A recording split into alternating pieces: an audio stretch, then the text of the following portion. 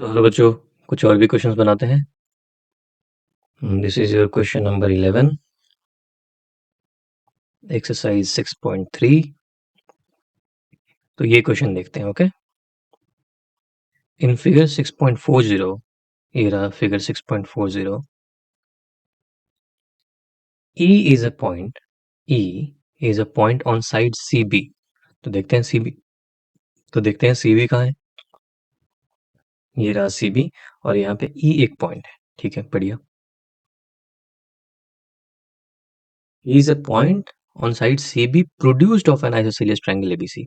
तो एक isosceles triangle है जी, ABC। ये देखो, ए बी सी, और ये BC का प्रोड्यूस्ड है। प्रोड्यूस्ड मतलब आगे की तरफ प्रोड्यूस कर दिया, BC को खींच दिया, आगे की तरफ एक्सटेंड कर दिया। तो एक्सटेंड करने पे एक पॉइंट मिला E।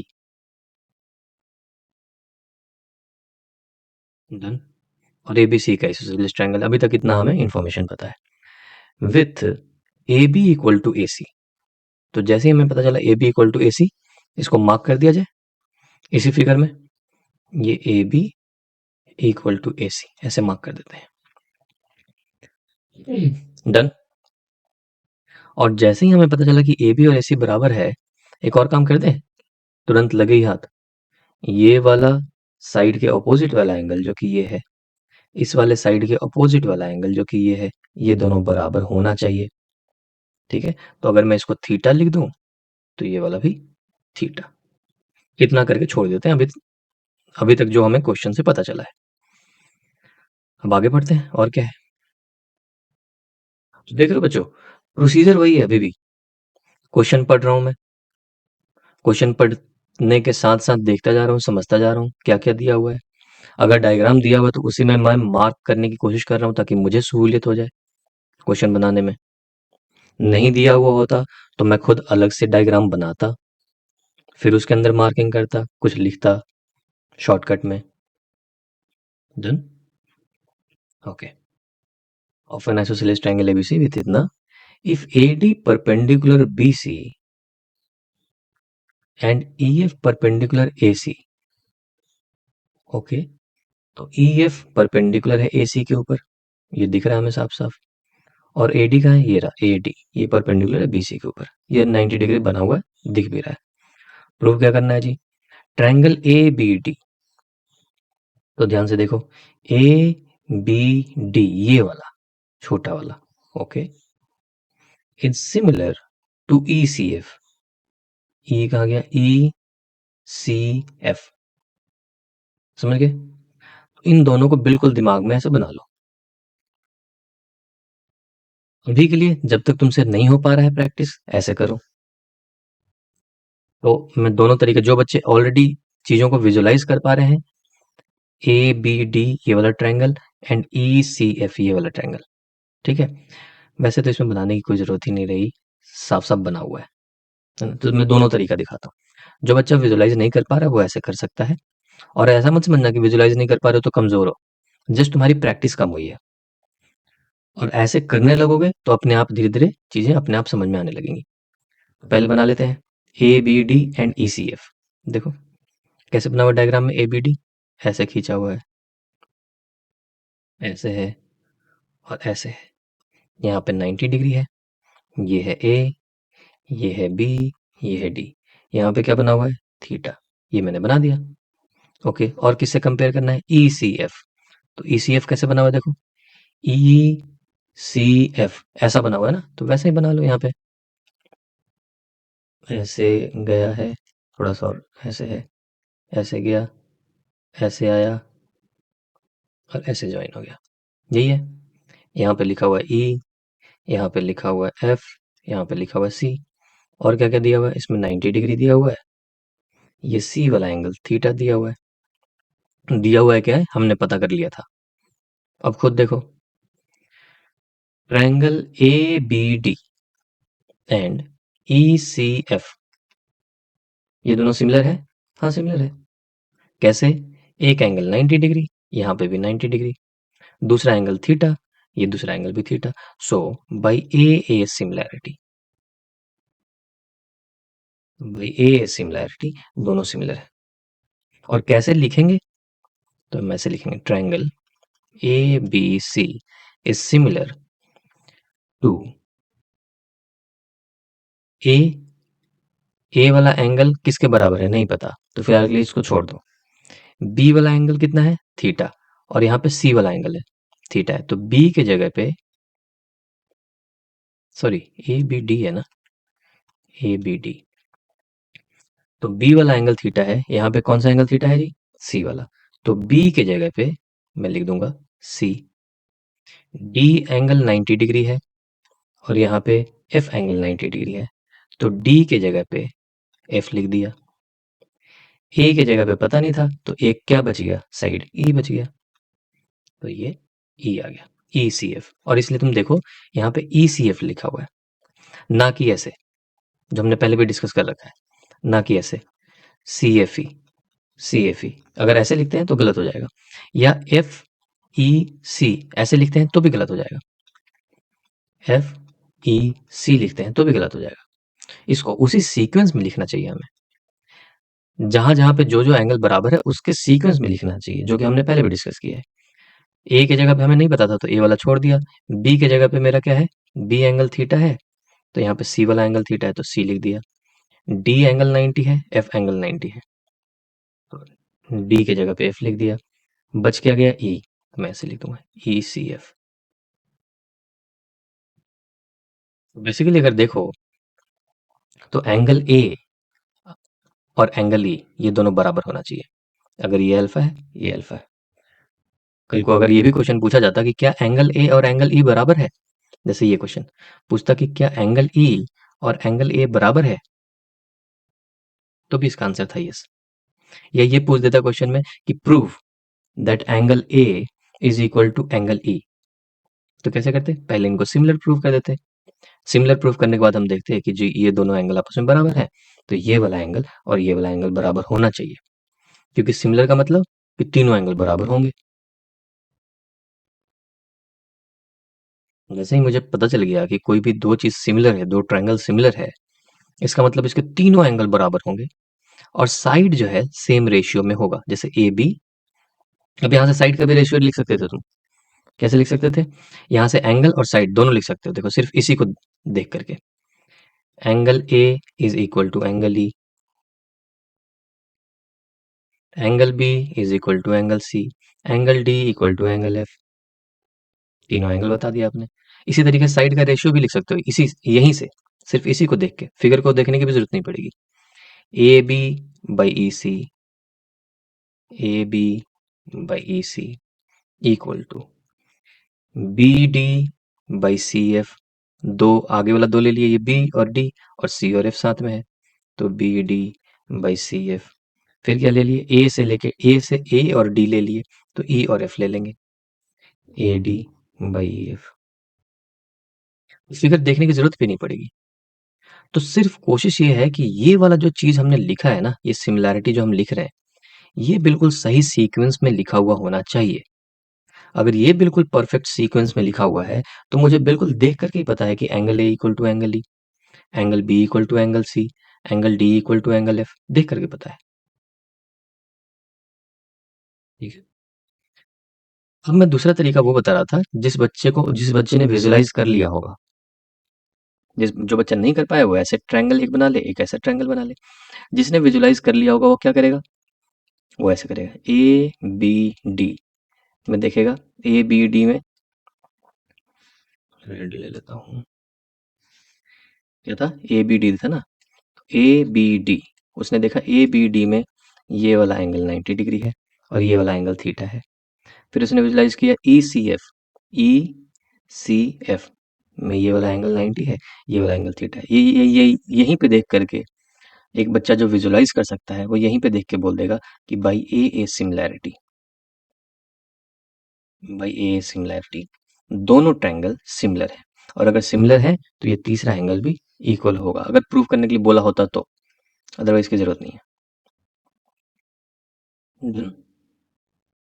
सो सिंपल क्वेश्चन था, कोई डिफिकल्टी नहीं है इसमें, ऐसा ही तो हमने पहले भी किया हुआ है। Next question, this is your next question, question number 12। ये देखते हैं। sides AB and BC and median AD of a triangle ABC. कहाँ है जी ABC? ABC, ये रहा ट्रायंगल ABC, ओके। उसमें साइड AB एंड BC और BC and median AD of a triangle ABC are respectively proportional to side PQ, side QR, sorry QR ये, and median PM of a triangle PQR. Okay. तो show that triangle ABC is similar to PQR. Okay. तो पहले एक बार side में लिख लिया जाए, क्या दिया हुआ है जी? क्या प्रोपोर्शनल दिया हुआ है? दिया हुआ है कि AB डिवाइडेड बाई, ठीक है, अगर इसका AB साइड ले लिया तो इसका PQ साइड लो, वही बोल रहा है, देखो side AB BC and median, AB BC और ये मीडियन प्रोपोर्शनल है इस वाले के PQ QR एंड मीडियन। तो प्रोपोर्शनल का मतलब होता है कि इतना इसका AB ले लिया तो इसका PQ लो, ठीक है, AB ले लिया तो इसका PQ लो, डिवाइड कर दो, इज इक्वल टू, अगर इसका BC ले लिया तो इसका QR लो, तो मैंने BC ले लिया तो मैं लूंगा QR, और फिर बोल रहा है मीडियन से भी प्रोपोर्शनल है, तो AD अगर इसका मीडियन ले लिया तो PM इसका मीडियन ले लिया, तो मैं बोलूंगा AD बाई PM। ये दिया हुआ है तो मैं लिखूंगा गिवन, मैंने कुछ नहीं बोला इसमें, ये ऑलरेडी दिया हुआ है कि ऐसा है। डी थोड़ा बढ़िया से लिख दे, नहीं तो ये ओ जैसा दिखता है। डन। अब पहली बात समझ लेते हैं कि मीडियन क्या होता है।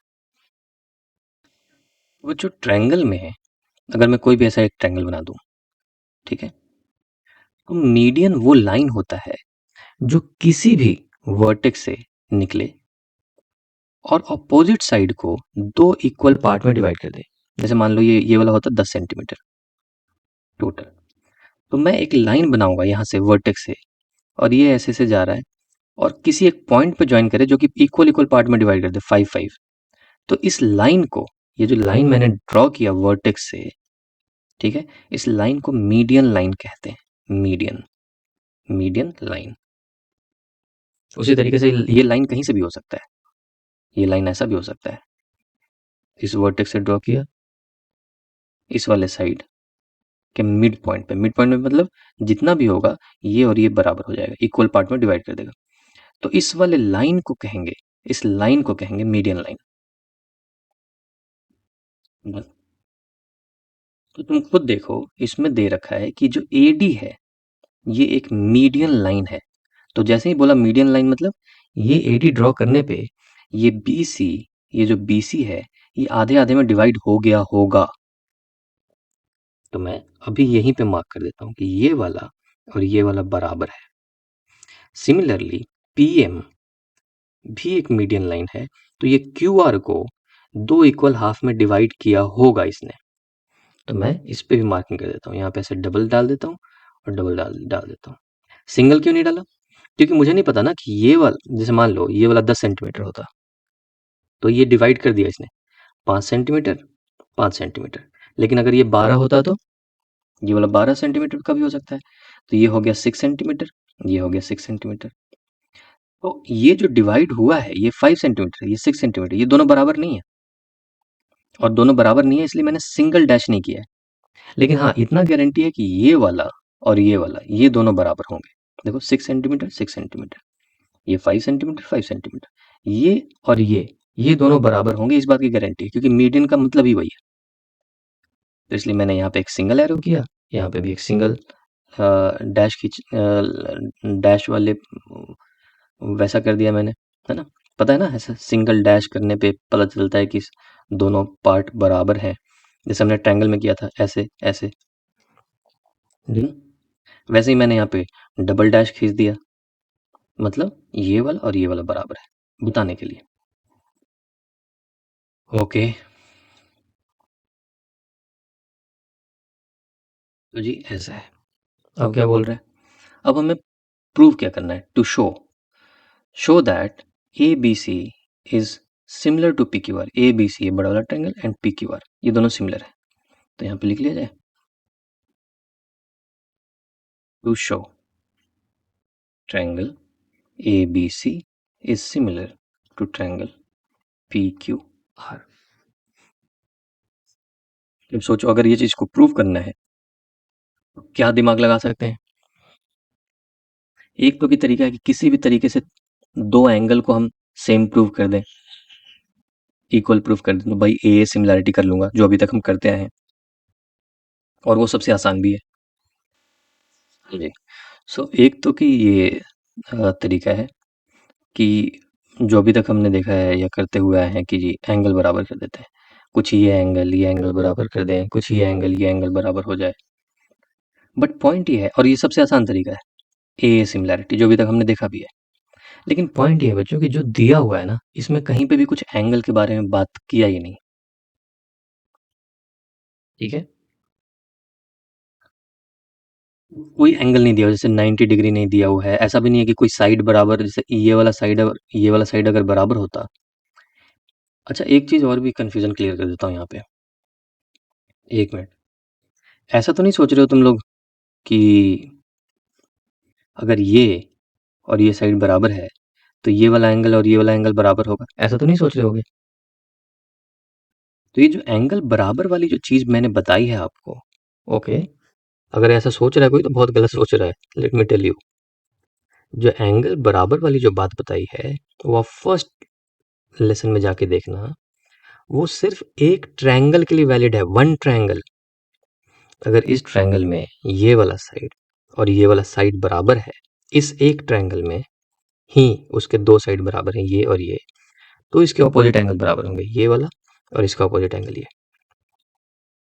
बट ऐसा नहीं है कि जैसे जैसे ये दो ट्रायंगल्स हैं, A B D, A D C, इसमें ये और ये बराबर है तो ये वाला और ये वाला बराबर होगा एंगल। नहीं, ऐसा नहीं है।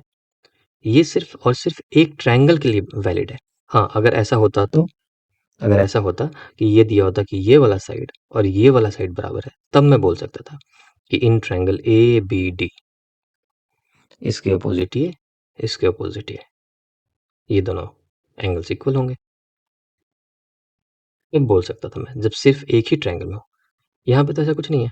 ये ए बी डी एक दूसरा ट्रायंगल हो गया, ए डी सी एक दूसरा ट्रायंगल हो गया। ठीक है, सो पॉइंट ये है कि मैं ए सिमिलैरिटी वाला तरीके से नहीं जाना पसंद करूंगा, क्योंकि कोई एंगल के बारे में कुछ दिया ही नहीं। तो अब मैं सोचता हूँ कि कुछ साइड वाली चीज़ों को सिमिलैरिटी में यूज़ करके हम कर सकते हैं क्या, जैसे एस एस एस, यही बच गया। और क्या है, एस ए एस भी है ना। तो देखते हैं, तो देखो क्या दिया हुआ है,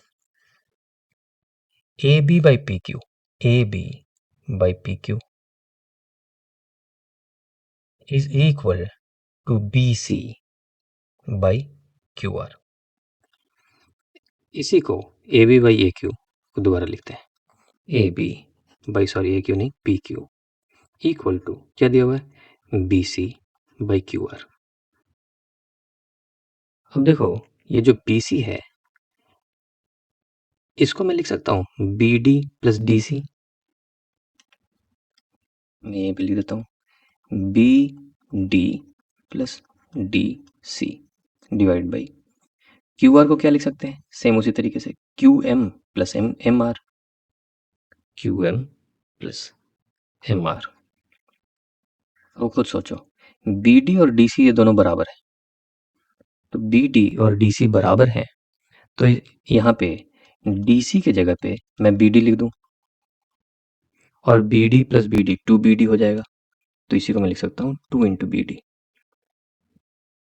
सिमिलरली क्यू एम और एम आर, क्यू एम और एम आर दोनों बराबर है, तो एम आर के जगह पे क्यू एम लिख दूंगा, तो Q M plus Q M two Q M, तो एम आर की जगह पे क्यू एम लिखा, और Q M plus Q M two Q M हो गया। अब ये टू और टू कट गया, तो क्या मैं लिख सकता हूँ कि A B by P Q equal to B D by Q M is equal to A D by P M.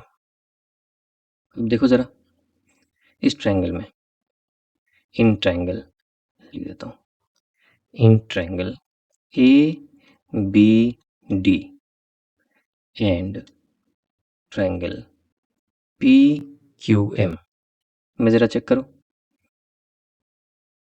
A B D ये वाला एंड पी क्यू एम ये वाला ट्रायंगल, इसमें देखो A B by P Q, देखो A B by P Q equal to B D by Q M, B D by Q M equal to A D by P M, A D by P M.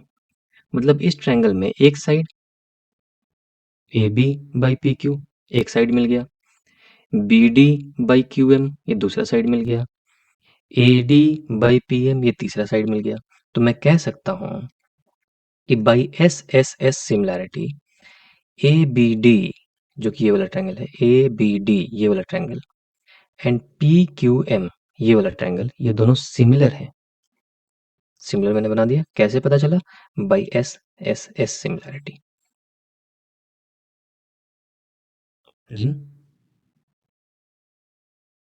जैसे ही मुझे पता चला कि A B D और P Q M similar है बच्चों, तो वैसे ही मुझे क्या क्या बातें पता चल जाएंगी। देखो angle A is equal to angle P, ठीक है नहीं? तो लिख दिया जाए angle A equal to angle P, angle B is equal to angle Q, angle B equal to angle Q, angle D is equal to angle M, angle D equal to angle M. अब यहाँ पे marking करने के लिए भी सोचते हैं, देखा जाए angle A equal to angle P, ये पूरा का पूरा एंगल ये यहाँ से यहाँ तक और ये यहाँ से यहाँ तक, ओ सॉरी नॉट एंगल ए पूरा, ये तो इस वाले ट्रायंगल की बात करें ना, A B D, A B D मतलब ये यहाँ से यहाँ तक ये वाला एंगल, और पी क्यू एम की बात करें तो ये यहाँ से यहाँ तक, और इसको थीटा बोल दिया जाए तो ये भी थीटा होगा। Okay, angle B equal to angle Q, angle B ये है, इसको अल्फा बोल दिया जाए तो ये भी alpha. Angle D equal to angle M, angle D ये वाला इसको बीटा बोल दे तो एंगल एम। इतना मुझे पता चल गया, क्यों पता चल गया? Because A B D is similar to P Q M, ये मैंने अभी प्रूव किया जस्ट। और अगर सिमिलर होना है इस ए बी डी को पी क्यू एम के सिमिलर होना है तो इन तीनों एंगल को बराबर होना होगा, क्योंकि सिमिलैरिटी यही कहता है। अब ऐसा करने का फायदा क्या हुआ?